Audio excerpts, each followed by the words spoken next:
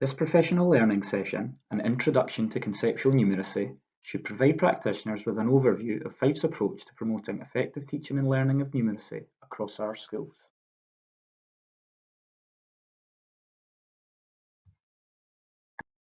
Throughout this session, we will explore current theory in relation to effective classroom pedagogy, recognise Fife's approach to the effective teaching and learning of numeracy, and discuss the importance of learner-centred lesson design. So why is numeracy so important to our children and young people? Well, every one of us need to be functionally numerate to thrive in modern day society, particularly due to the advancement of engineering and computer science.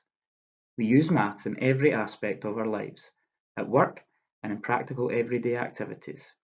When we go shopping, plan a holiday, decide on a mortgage, or decorate a room. It's therefore essential that our learners have the opportunity to hone these key skills.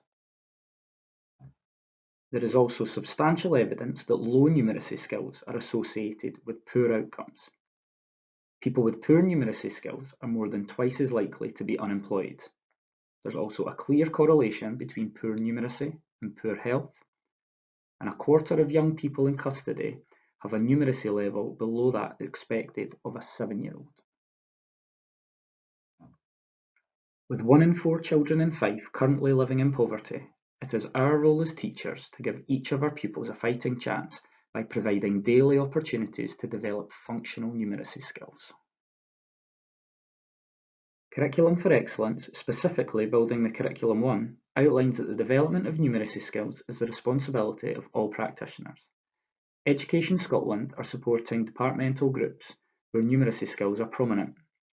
However, it is every staff member's responsibility to consider how they can incorporate numeracy into their curriculum. Similarly, how maths teachers can incorporate the wider curriculum to create engaging contexts for learning.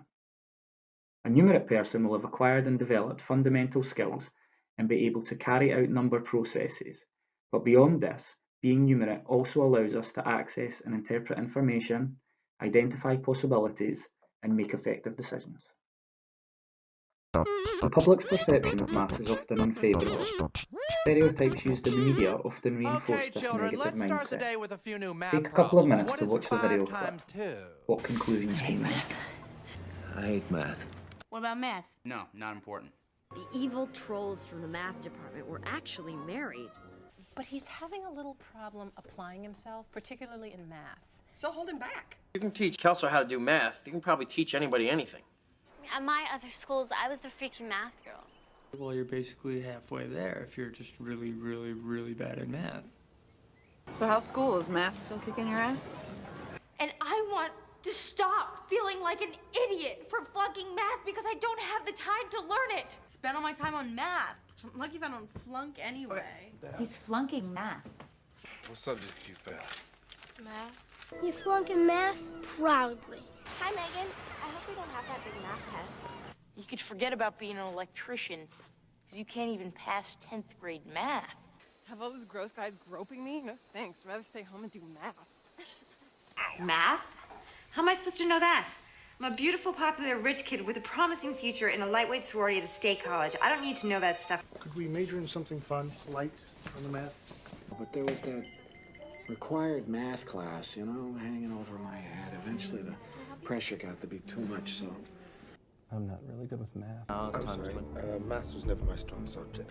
I'm afraid you got my genes in the math department, kid. If it wasn't for your mom, I'd still be taking algebra. I was never any good at math either. They're doing homework right now, and it's that math trigonometry thing that you and I just aren't very good at. They had me teaching math. That's not a joke. I don't know what is. You know I'm not good at math. You mean we're all gonna die because you screwed up on the math?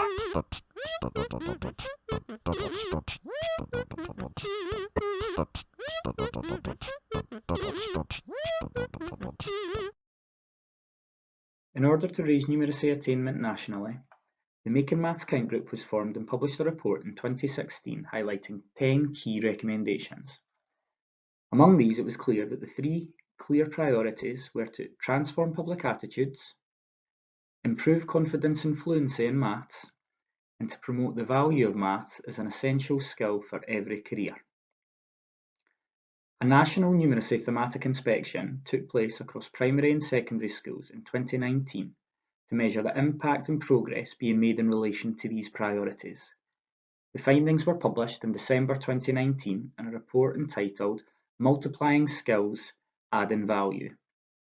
Both the Making Maths Count report and the Multiplying Skills Adding Value report are included in your resource pack.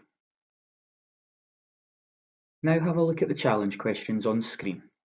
Using the document entitled Task 1 in the resource pack, take some time to evaluate firstly your own strengths and development needs in relation to these key questions, and then also the strengths and areas for development for your staff group or school as a whole.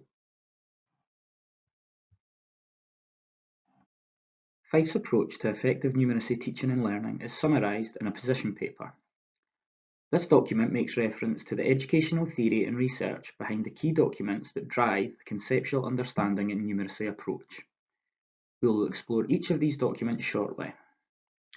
The Fife numeracy position paper is included within this session's resource pack if you wish to explore this in further detail. Conceptual understanding in numeracy is based on worldwide research, including places such as Holland, Singapore, and Australia. This research informed the work of Robert Wright and the maths recovery materials. Each of Fife schools should have a copy of these for you to have a closer look at. The main principles of the approach are to ensure that learners have a conceptual understanding of number and not just follow procedures to demonstrate perceived understanding, that learners have a range of opportunities to cognitively engage with maths learning, and that learning activities are inclusive and appropriately challenge learners through high-quality diagnostic assessment. There are a number of myths that surround conceptual numeracy, such as children shouldn't use the standard written method or textbooks anymore, and that each learner should be using concrete materials all of the time. This is simply not the case. Our goal is to make the teaching and learning of maths less passive, and each experience should promote deep thinking of mathematics and number relationships. Children should be inquisitive, not just accept the way to do it after seeing one or two worked examples on the board written at the front of the class. The myth-busting sheet on screen is included in your resource pack, and this may be of use when explaining the approach to fellow staff or pupils. Please take the time to watch the following video clip. CUiN, During the clip, you will see two learners, CUiN and Callum. At 40 one has procedural understanding and one has conceptual understanding. What do you notice about the strategies that CUiN and Callum use to problem solve? At 48. Too hard. Can you give it a go? I don't know. You don't know? But you do these sums at school, because I've seen them for homework. So how do you do it? So when you put one number at the top, then a plus or take away. Show me. So the question I asked you was 36 at 48. What do you do? What was it again? 36 at 48.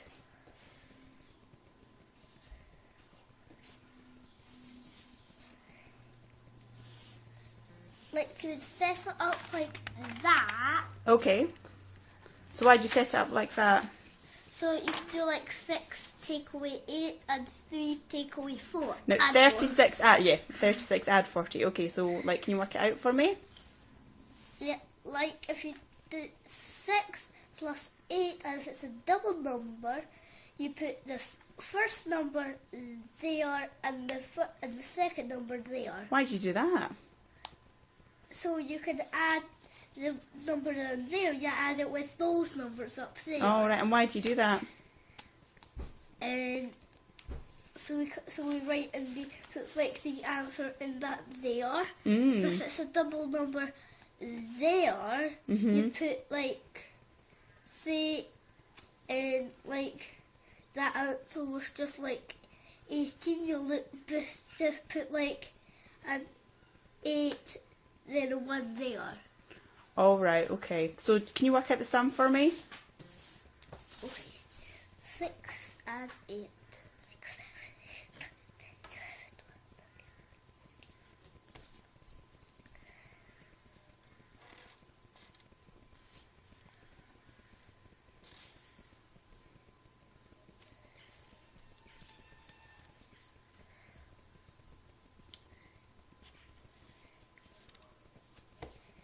like the answer like that, but that's supposed to be a 4, and that's supposed to be an 8. So what's the answer? Yeah, and 84. Okay, 84. Thank you.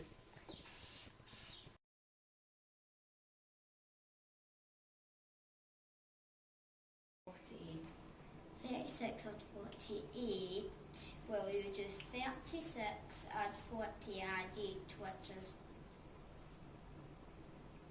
is 84.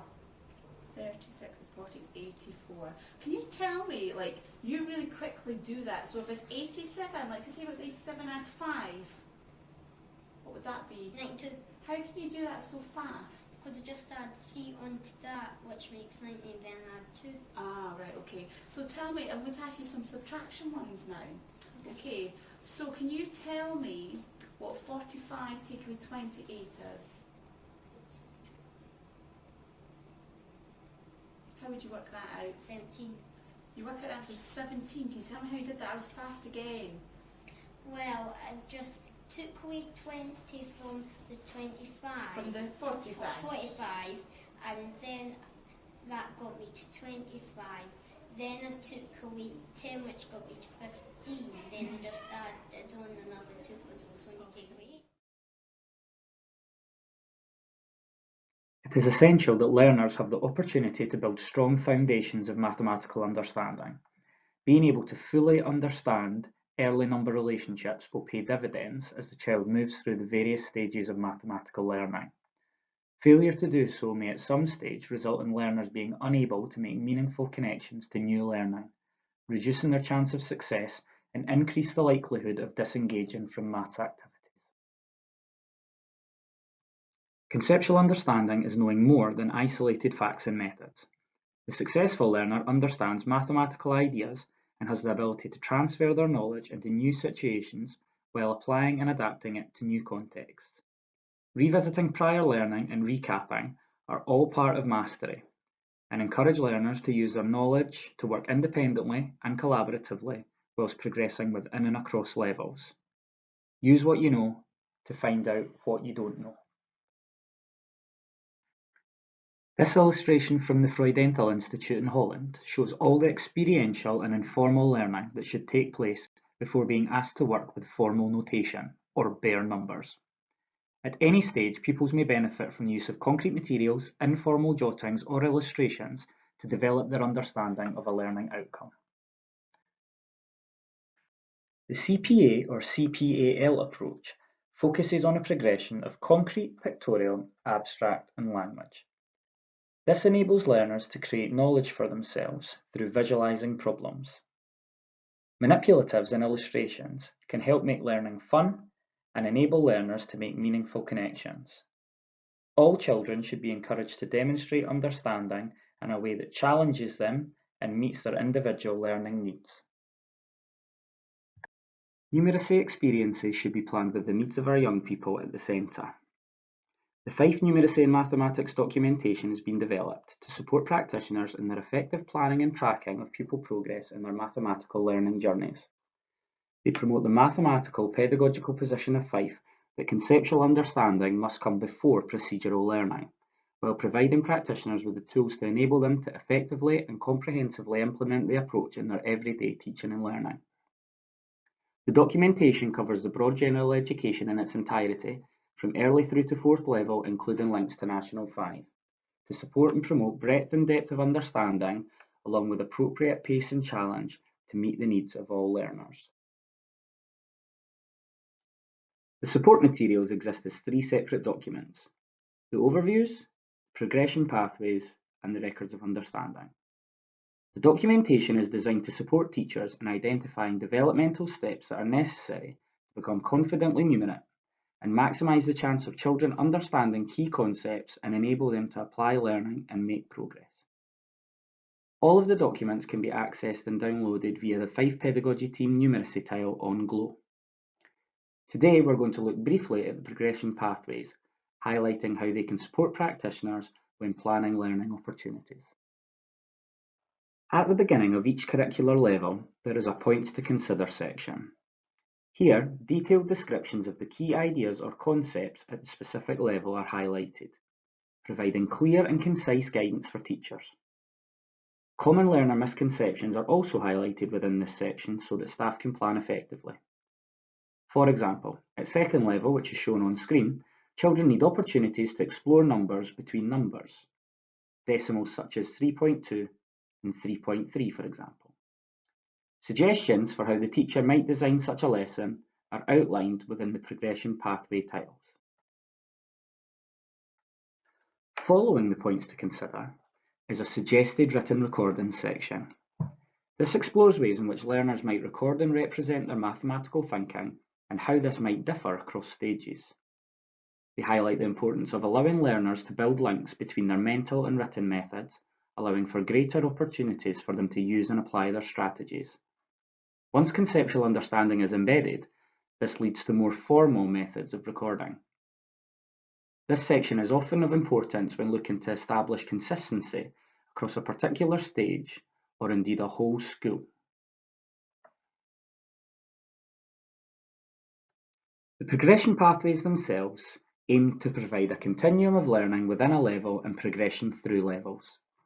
The developmental stages of learning in numeracy are clearly documented, and this will support teachers when identifying starting points for learners. The national benchmarks are embedded and outlined in bold within the document. Each strand demonstrates how learning and teaching progresses. The skills and tiles at the base of the pathways are required to be understood for further learning to be built upon. Learners will progress through the pathways as and when they are ready and able to do so, following the path which best meets their learning needs. For each curricular organiser, the overall aim is displayed at the top of each page. The boxes beneath are not linear or represent common order. Although learning contained within blue boxes will be necessary to allow access to purple boxes and green boxes in the future. The boxes which are shadowed and in bold show statements relating directly to the national benchmarks. We can see the dangers now of only teaching to the benchmarks without consideration of the underpinning learning that is necessary. These pathways can support planning and can be used in a variety of ways. There are, however, a number of misconceptions. The colours blue, purple and green do not represent any of Primary 1, Primary 2, Primary 3, for example. They do not represent developing, consolidating or securing, and they also do not represent initial engagement, progressing or level achieved. The reality is that the colours represent blue for building tiles, purple for representing tiles, and green for applying. This is a skill-based progression, not levels of achievement. Please now take the time to read through this quote from Joe Bowler's Elephant in the Classroom. To what extent do you agree or disagree with this statement? And to what extent does this align with your own experiences in a maths classroom, either as a pupil or a teacher?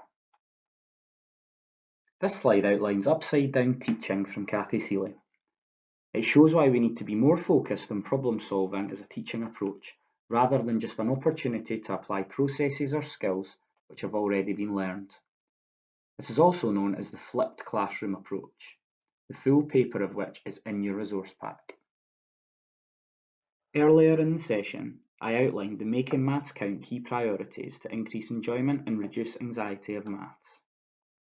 But what does this inclusive pedagogy look like in practice? On screen are some headings.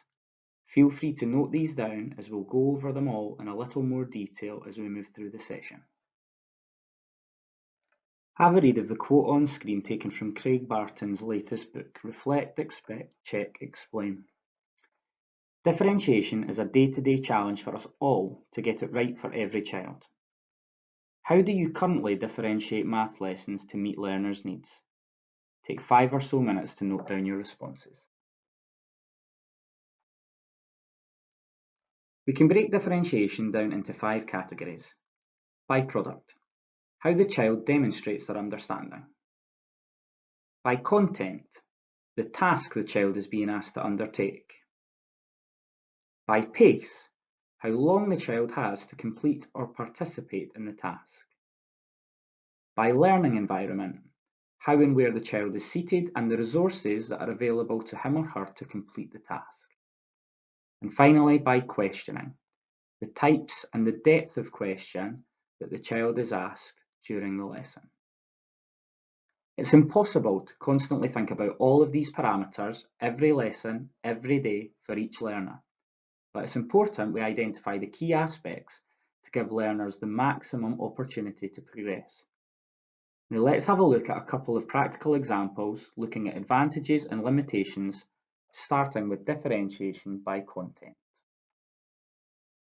We can give our learners a choice over which question they are going to solve. In this example on screen, you will see that the learners are exploring addition. The teacher has presented learners with a list of similar questions that are progressively more difficult. Here, children have the opportunity to challenge themselves whilst making connections and seeing the progression of the key skill by being asked the questions on screen. What's the same and what's different about these questions?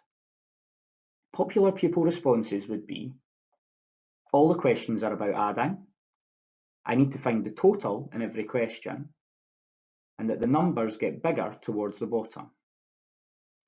Some questions are 1 digit, some questions are 1 digit and 2 digit, and some questions are 2 and 2 digits. Pupils then choose the question that they feel would challenge them the most and make an attempt. Once learners become familiar with this structure, they will become aware of how secure an understanding they have based on the questions they have chosen. A limitation of this approach is that of cognitive load. There is a lot of information on the page to filter out before, during, and after choosing the question. So some learners may find all of this information a lot to process and as a result, too significant a challenge. Maths is perceived as a closed subject, where it's very much about right and wrong. This misconception can often be reinforced by the types of question we ask as teachers. These are then adopted by the learners in the class. What did you get for question 3? Is just one example that I can think of from my past.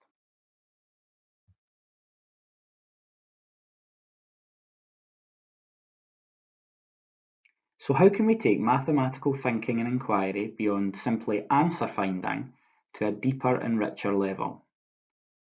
One solution is by carefully considering and in some cases planning the types of questions that you're going to ask, embedding these within your maths lesson class culture. Examples of question scaffolds to support you are on screen. A common cause of maths anxiety from learners comes from being put on the spot. We'll all remember too well being asked to stand and recite times tables in front of the class, or to solve a mental maths question when chosen at random by the teacher. Children have the best opportunity to thrive when they have choice, time to think, and time to rehearse each answer that they're going to provide. In your resource pack, you'll find Task 2A. This shows think boards highlighting pupils' current understanding about a particular maths concept. I'd like you to take 5 or 10 minutes to consider what questions you could ask to assess their understanding and extend their thinking. Within the pack, you'll also find Task 2B, which has the question scaffolds from slide 32 if you wish to use these as a support tool. Being able to discuss mathematically is a skill, and like all skills require planning, guidance and practice. But what is maths talk? The numeracy benchmarks require learners to select and communicate processes and solutions, have frequent opportunities to discuss thinking with their peers, and articulate their chosen strategies, including justifying their choice of strategy used. Effective maths talk can reveal mathematical understanding and misunderstanding. It can support robust learning by boosting mathematical memory. It supports deeper mathematical reasoning and supports mathematical language development. We learn to justify strategies and collaborate with peers by regularly being given the opportunity to work and problem solve with others. Not just with learners from the same ability group, but a range of peers with varying abilities and current levels of understanding. Therefore, pairings and groups should be planned for, dependent on how the lesson is being differentiated. It enables learners to discuss strategies and potential solutions before sharing them with a wider group or class. It's amazing what pupils can learn from each other when they're given the opportunity to interact. This image shows just one way learning partners can be used in the class. Pupils have the opportunity to build relationships with a peer for a predetermined period of time, for a particular subject or across subjects. This being displayed visually takes away the need for teaching time explaining who is working with who. A simple, for this task you'll be working with your learning pair instruction would suffice. In order for learners to engage in mathematical learning, they need to know why each particular maths skill is of importance. Craig Barton, in the Reflect, Expect, Check, Explain text, outlines 4 ways that we can do this, and they're shown on slide. Using hooks is an effective way of engaging pupils within a particular lesson. We can do this by using questions, statements, an effective image, or an animation or short video. The link below has a number of visual graphs, images and statements that will promote inquiry and debate amongst learners about mathematical concepts. Creating a culture of empowerment will help us all to improve outcomes for children and young people.